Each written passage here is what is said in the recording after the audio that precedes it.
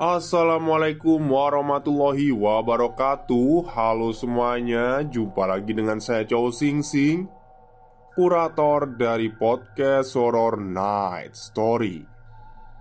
Halo, apa kabar semuanya? Semoga kalian semua sehat-sehat ya. Dan seperti biasanya, pada siang hari ini saya kembali dan akan menghadirkan sebuah kisah mistis untuk kalian semua. Kisah mistis kali ini saya dapatkan dari tweet Twitternya Mbak Cinta Kirana, yang menceritakan tentang sekelompok tentara yang menghilang di hutan pada saat pelatihan. Oke, seperti apa kisahnya? Mari kita simak. Ngampi, jaga tutur yang disesatkan belum tentu dapat kembali. Cerita ini saya dapatkan dari ayah saya saat beliau melatih prajurit tentara di tahun 2018. Demi kenyamanan semua pihak, detail tempat dan tokoh saya samarkan. Dalam cerita ini saya menambahkan beberapa improvisasi agar pembaca dapat memahami alurnya. Mohon maaf apabila terjadi kesalahan penulisan dan selamat membaca. Kejadian ini terjadi di kawasan danau di daerah Bandung. Danau ini merupakan danau buatan yang dibangun oleh kolonial Belanda sekitar awal abad 20, yang dikelilingi hutan pinus dan tumbuhan yang sangat rapat di sana-sini. Kawasan ini juga dijadikan tempat untuk melatih para prajurit tentara dan tertutup untuk umum. Ada markas pusat pelatihan tentara dan beberapa barak di dalamnya. Medan hutan yang terjal dan berbatu di kawasan danau ini memang tempat yang pas untuk melatih para prajurit sebelum ke medan tempur yang sesungguhnya. Banyak slogan yang dipasang di beberapa tempat yang bertuliskan, "Bila ragu, silahkan kembali sekarang juga," atau "Lebih baik bermandikan keringat di medan pelatihan daripada berlumuran darah di medan pertempuran." Latihannya pun tak main-main. Para prajurit benar-benar diasah untuk bisa bertempur di hutan dan di gunung. Saat ada pelatihan, akan terdengar suara desingan peluru di mana-mana, hingga ada suara dentuman bom yang sangat menggema memekakan telinga. Pada saat itu, Pak Wira sedang melatih para prajuritnya untuk bisa bertahan hidup dan bertempur di hutan. Serangkaian kegiatan pelatihan sudah dilaksanakan selama seminggu penuh, hingga sampailah pada puncak penutupan pelatihan. Acara puncak diisi dengan kegiatan malam, bergerak dari satu tempat ke tempat yang lainnya, dan terbagi menjadi beberapa kelompok. Ada 12 kelompok yang masing-masing beranggotakan 10 orang prajurit. Tiap kelompok memiliki rute yang berbeda-beda dengan titik tujuan akhir sama, yaitu lapangan luas di depan barak. Sekitar pukul 7 malam, setiap kelompok berangkat menuju jalurnya sendiri. Butuh waktu sekitar 4 jam yang ditempuh dengan berjalan kaki untuk sampai di tujuan. Bukan waktu yang lama, mengingat seminggu ini selama pelatihan mereka selalu berpindah-pindah dari satu tempat ke tempat yang lain. Pukul 11 malam, satu persatu kelompok mulai berdatangan dari berbagai penjuru. Kelompok-kelompok itu berbaris rapi siap menerima arahan berikutnya.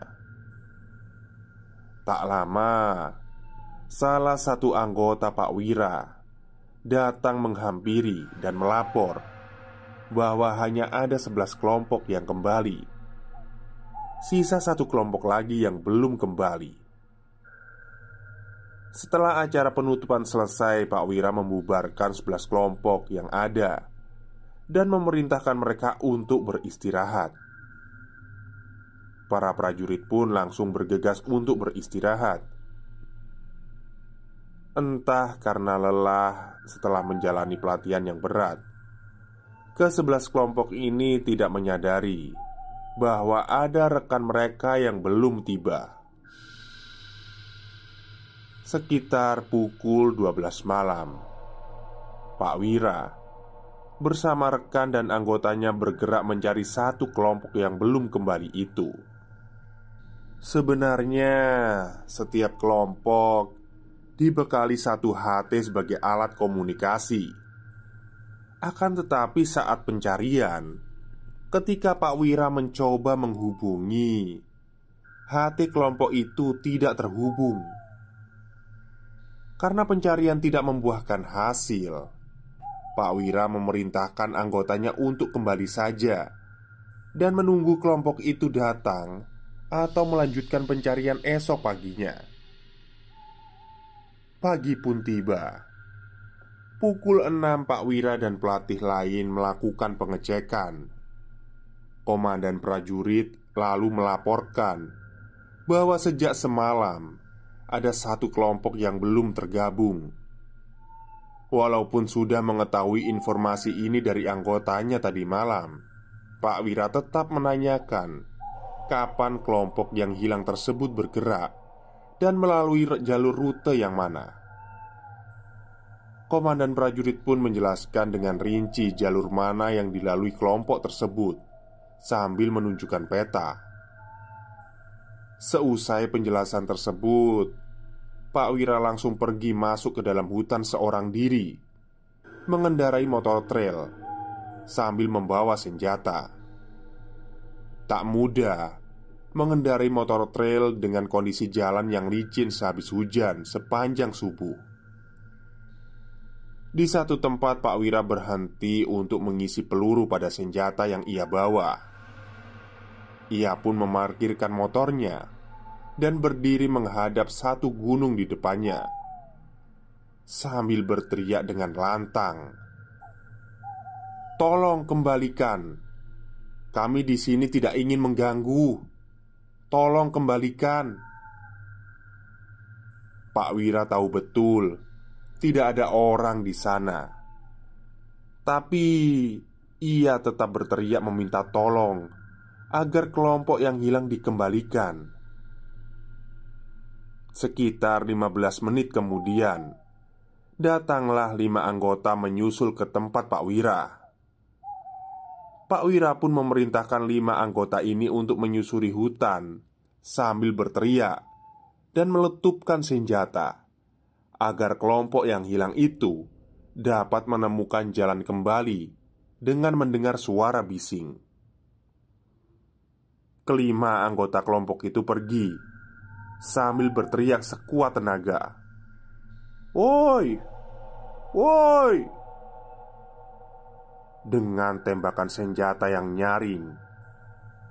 Pak Wira masih berdiri di tempatnya sampai tiba-tiba sayup-sayup terdengar suara bisikan dari seorang wanita tanpa wujud. Suara tersebut sangat pelan dan halus, berhembus begitu saja terbawa angin. Tapi yang pasti, suara itu berkata, "Tunggu sampai terbit matahari, mereka akan datang." Pak Wira yang terkejut mendengar suara gaib itu, dia tetap berusaha untuk tidak panik. Karena sehabis hujan, awan mendung masih belum beranjak.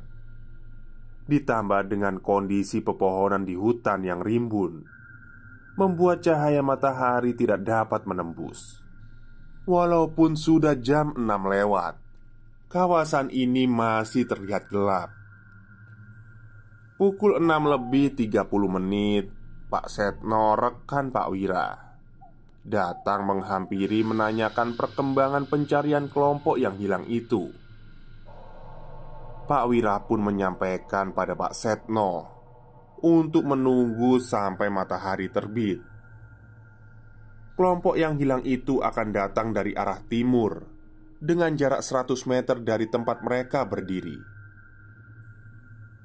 Pak Setno yang tidak percaya dengan perkataan Pak Wira mulai tertawa kecil, terkekeh-kekeh sambil berjalan ke arah timur untuk mencari kelompok yang hilang. Tidak sampai 10 menit ia berjalan, cahaya matahari mulai terlihat menyinari sela-sela pepohonan dan menerangi hutan. Disusul kemudian ke-10 anggota kelompok yang hilang berjalan dari arah timur dan bertemu dengan Pak Setno. Pak Setno terkejut mendapati ke-10 kelompok itu, maksudnya ke-10 prajurit itu, dan terkejut pula karena sesuai persis dengan apa yang disampaikan oleh Pak Wira. Kelompok itu segera diantarkan ke barak. Sesampainya di barak, Pak Wira mengecek kondisi ke-10 prajurit itu, memastikan mereka baik-baik saja dan tidak terluka. Setelah itu Pak Wira menanyakan apakah mereka kurang lebih 20 menit yang lalu mendengar suara teriakan dan letupan senjata dari anggota yang mencari mereka. Tapi mereka menjawab tidak mendengar sama sekali. Padahal saat itu 5 anggota yang ditugaskan mencari belum kembali dan masih berteriak-teriak mencari keberadaan mereka. Kemudian Pak Wira menanyakan kemana saja mereka saat hilang dan apa saja yang mereka lakukan. Lalu, bagaimana bisa mereka menemukan jalan kembali? Mereka mulai menceritakan. Jadi, begini Pak Pelatih, kami bergerak menggunakan kompas, tapi di tengah perjalanan kami selalu kembali lagi ke tempat yang sama. Karena melihat situasi sudah malam dan takut terjadi apa-apa, maka kami memutuskan untuk bermalam di tempat itu. Tidak memperpanjang obrolan, Pak Wira lalu mengumpulkan seluruh timnya, termasuk 5 anggota yang sedari tadi mencari. Mereka pun sama-sama memanjatkan doa kepada Yang Maha Kuasa, meminta perlindungannya. Setelah itu mereka bersiap untuk pulang. Truk-truk tentara melesat meninggalkan barak dengan membawa seluruh pelatih dan prajurit menuju kota Bandung. Tidak ada yang tersisa di tempat pelatihan kecuali Pak Wira.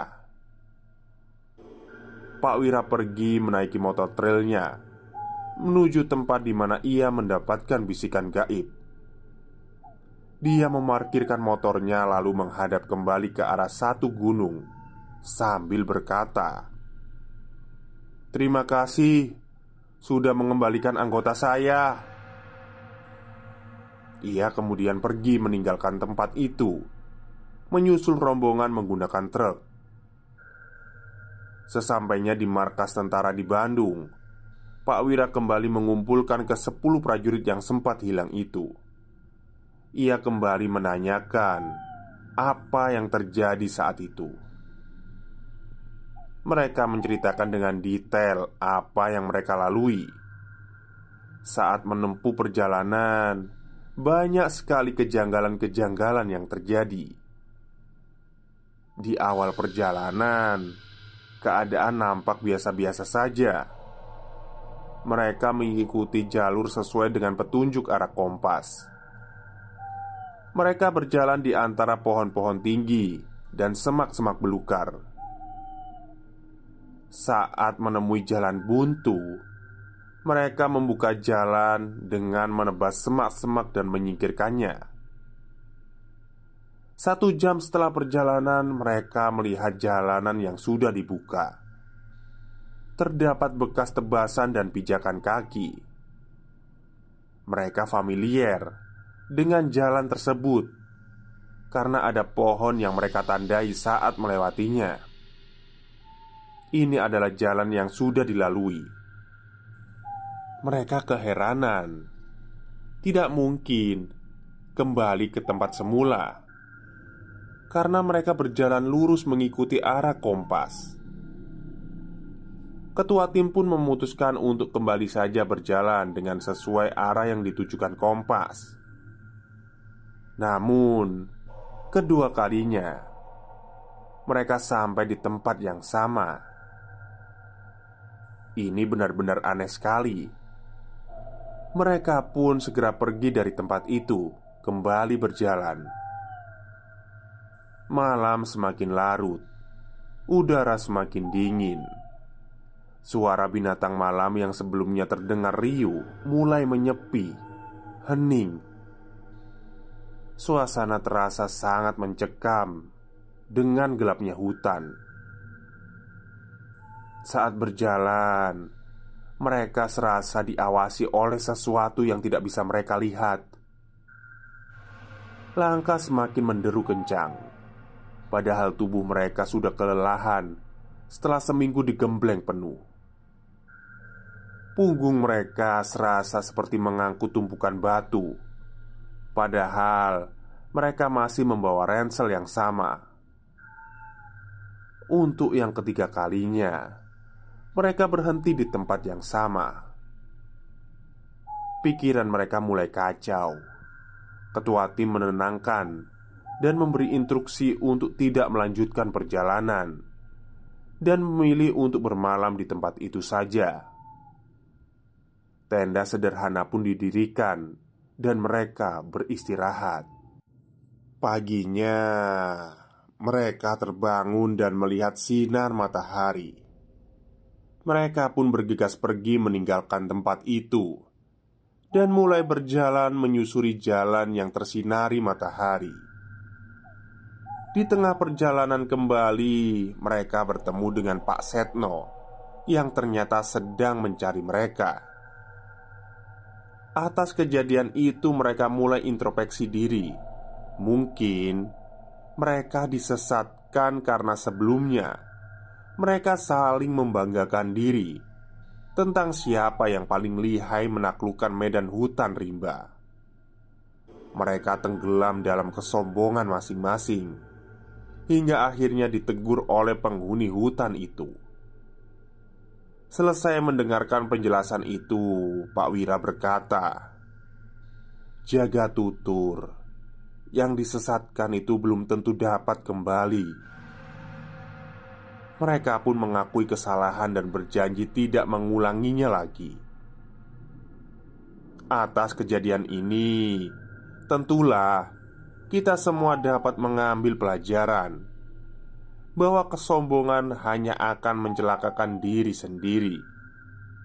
Ini baru teguran, bukan eksekusi. Berhati-hati dalam berucap. Semoga tingkah laku kita bisa mencerminkan insan yang baik. Sekian, tamat.